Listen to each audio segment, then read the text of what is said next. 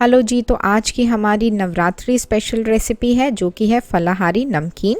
आप ये बना करके डब्बे में बंद करके रख सकते हैं और चाय के साथ डेली थोड़ा थोड़ा आप ले सकते हैं। ये बिल्कुल भी ख़राब नहीं होगा, 9 दिन आप इसको आराम से ले सकते हैं। तो चलिए फिर देखते हैं कि ये हमने बनाना कैसे है।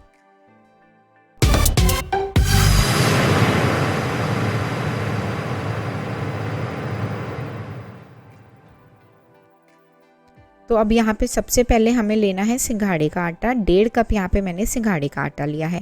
इसके बाद इसमें थोड़ा सा हम नमक डालेंगे, जो व्रत वाला सेंधा नमक होता है वो हमें यूज़ करना है। अब इसको एक बार आप इस तरीके से मिक्स कर लीजिएगा और फिर इसमें हम थोड़ा थोड़ा करके पानी ऐड करेंगे। पानी आपको एकदम से बहुत नहीं ऐड कर देना है, नहीं तो ये पतला हो जाएगा। जैसे हम पूड़ी के लिए आटा गूंथते हैं ना, बस वैसे ही उतना ही टाइट ये होना चाहिए। तो थोड़ा थोड़ा करके इसमें हम पानी डालेंगे। अब पानी जो है वो नॉर्मल है, ना ठंडा पानी है और ना ही गर्म पानी है, नॉर्मल पानी है। और बस जब आपको लगे कि अब पानी सफिशिएंट हो गया है तो स्पून हटा दीजिएगा और उसके बाद हाथ से ही गूँथेंगे जैसे कि हम नॉर्मल आटा गूँथते हैं। थोड़ा सा प्रेशर डाल के गूँथिएगा क्योंकि हमें बिल्कुल टाइट चाहिए है। ठीक है, तो इस तरीके से आप मिक्स कर लीजिएगा। थोड़ी देर में जब आप प्रेशर डाल के गूँथेंगे ना तो आप देखेंगे कि जो सारा आटा है वो एकदम कंबाइन हो जाएगा। ठीक है, तो बढ़िया सा हमें एकदम हार्ड सा डो मिल जाएगा इस तरीके से। अब इसके बाद हम लेंगे जो सेव बनाने वाली मशीन होती है ना, वो उसमें हम अंदर की तरफ लगा देंगे तेल और ये जो हमने डो बनाया था इसको अंदर फिल कर देंगे।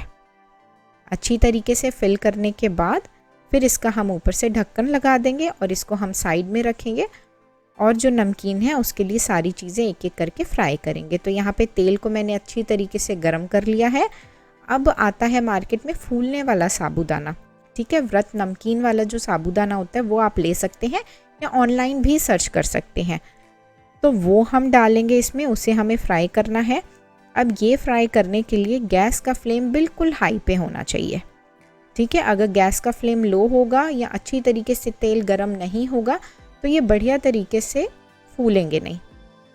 ठीक है, तो अच्छी तरीके से फूलने के लिए इसका हमें गैस का फ्लेम बिल्कुल हाई में रखना है। तेल अच्छे से गर्म होना चाहिए और बस इसको हम ऐसे ही थोड़ी देर होने देंगे। जब आप इसको तेल में डालेंगे थोड़ी देर बाद थोड़ा सा पीछे हो जाइएगा, क्योंकि जैसे पॉपकॉर्न पॉप करते हैं ना, तो जब ये अंदर तक अच्छे से कुक होंगे ना तो ये बीच बीच में पॉप करेंगे। तो ये आपको थोड़ा सा देख सोच समझ के करना पड़ेगा। और जब सारे पॉप करना बंद कर देंगे तो फिर उसके बाद आप इनको बाहर निकाल लीजिएगा। बाहर निकालते टाइम पे जो गैस का फ्लेम है वो आपको मीडियम पे कर देना है या लो पे कर देना है। ठीक है, मीडियम या लो पे करके फिर ये सारे के सारे आप प्लेट में निकाल लीजिएगा। इसी तरीके से बाकी के भी हम फ्राई करेंगे। तो यहाँ पे मैंने ये साबूदाना भी 1 कप फ्राई किया है। इसके बाद नेक्स्ट हम मूंगफली दाना जो होता है उसको फ्राई कर लेंगे। वो मैंने 1/2 कप लिया है। मूंगफली दाना भी डाल के इसको इस तरीके से हम चलाते रहेंगे। गैस का फ्लेम अभी भी हाई पर ही है। ठीक है, तो हाई फ्लेम में ही इसको भी हमें पका लेना है। जब ये अच्छी तरीके से फ्राई हो जाएंगे, हल्के से आपको दिखेगा कि ब्राउन होने स्टार्ट हो गए हैं। तो जब ये थोड़ा सा ब्राउन होने स्टार्ट हो जाएंगे तो फिर उसके बाद आप इसको निकाल लीजिएगा, क्योंकि अगर ये डार्क ब्राउन तेल में ही हो गए ना तो उसके बाद फिर ये कड़वा टेस्ट देंगे। तो इसलिए जब ये लाइट ब्राउन से होने लगे बस तभी इसको निकालने की तैयारी कर लीजिएगा। तो यहाँ पे ये भी मैंने निकाल लिए हैं बाहर। अब ये दोनों चीज़ों के बाद अब मैं फ्राई करूँगी अपने सेव। ठीक है, तो ऐसे हम तेल को गर्म ही रखेंगे हाई फ्लेम में और जो सेव वाली मशीन है उसको ऊपर से घुमाते हुए इस तरीके से हम सेव बना लेंगे।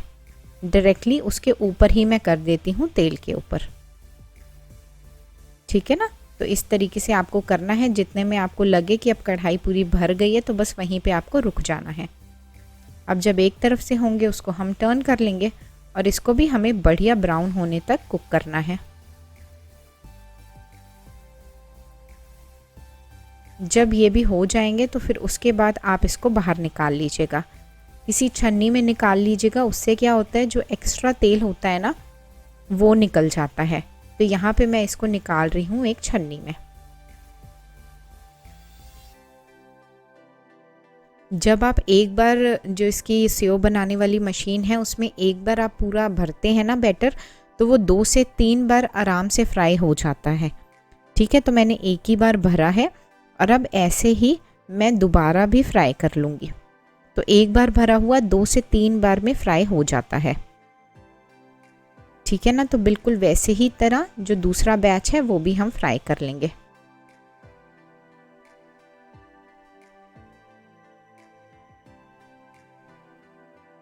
अब लास्ट में थोड़े से हम ड्राई फ्रूट्स को फ्राई कर लेंगे। तो यहाँ पे मैंने काजू और बादाम लिए हैं, इनको बीच से मैंने काट दिया है, तो हाफ़ कर लिया है। इसको हम हल्का सा फ्राई कर देंगे। जब बिल्कुल ये ब्राउन होना स्टार्ट ही होंगे आपके दोनों चीज़ें, तो उसके बाद यहाँ पे आप ऐड कर दीजिएगा थोड़ी सी किशमिश। किशमिश को भी मैंने काट लिया है। ठीक है, और बस किशमिश ऐड करने के बाद इसको बहुत ज़्यादा फिर हम नहीं फ्राई करेंगे। किशमिश ऐड करते ही फटाफट से हम इसको बाहर निकाल लेंगे। अब सारी चीज़ें हमारी फ्राई हो गई हैं। अब इनको हम असेंबल करेंगे।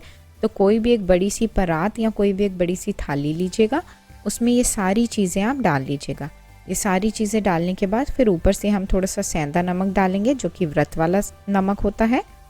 और इसके बाद यहाँ पे मैं डाल रही हूँ थोड़ी सी चीनी। आप चाहें तो यहाँ पे थोड़ा सा चीनी का पाउडर भी यूज़ कर सकते हैं। ठीक है, और बस उसके बाद फिर इन सभी चीज़ों को हम मिक्स कर देंगे। जो सेव होंगे उसको आप थोड़े थोड़े से तोड़ लीजिएगा। और बढ़िया सा हमारा ये फलहारी नमकीन बनके एकदम तैयार है। नवरात्रों में 9 दिन अगर आपके व्रत हैं तो आप ये नमकीन बना करके अपने घर में ज़रूर रखें। चाय के साथ इसको आप सुबह या शाम ले सकते हैं। तो होप ये आज की रेसिपी आपको अच्छी लगी होगी। अगर अच्छी लगती है तो वीडियो को लाइक ज़रूर करें। Subscribe now and press the bell icon. Never miss an update.